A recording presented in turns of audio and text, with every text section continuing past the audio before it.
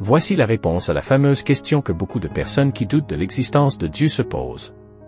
Sûrement vous aviez déjà entendu quelqu'un vous poser cette question, à savoir, si Dieu a tout créé, qui a donc créé Dieu? Avant de répondre à cette question, j'aimerais d'abord vous inviter à vous abonner et à cliquer sur la cloche de notification pour ne pas rater mes prochaines vidéos. Un argument couramment mis en avant par les athées et les sceptiques est que, s'il faut bien que tout ce qui existe ait une cause, alors Dieu lui aussi en a besoin d'une. Il en est conclu que si Dieu a besoin d'une cause, alors il n'est pas Dieu, donc que Dieu n'existe pas. Il s'agit d'une formulation un peu plus élaborée de la question enfantine, qui a fait Dieu? Tout le monde sait que rien ne vient de rien, alors si Dieu est une chose, il faut bien qu'il ait une cause, n'est-ce pas? Il est difficile de répondre à cette question parce qu'elle part de l'idée fallacieuse que Dieu a une cause, puis cherche à la connaître. La réponse est que la question elle-même n'a aucun sens. C'est comme si on demandait, quelle est l'odeur du verre? Le verre ne fait pas partie de la catégorie des choses qui ont une odeur, et aussi la question elle-même est fallacieuse.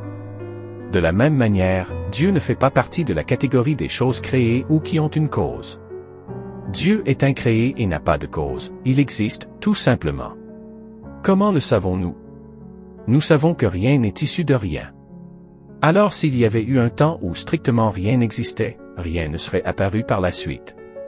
Or, des choses existent bel et bien. Par conséquent, puisqu'il est impossible que jamais rien n'ait existé, quelque chose a forcément toujours existé.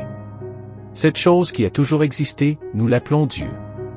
Dieu est un être sans cause, qui est la cause de l'existence de tout le reste.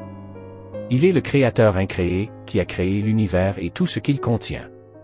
Donc toute créature doit croire à l'existence de son créateur qui est Dieu. Nous n'avons pas besoin de voir Dieu physiquement pour croire à son existence.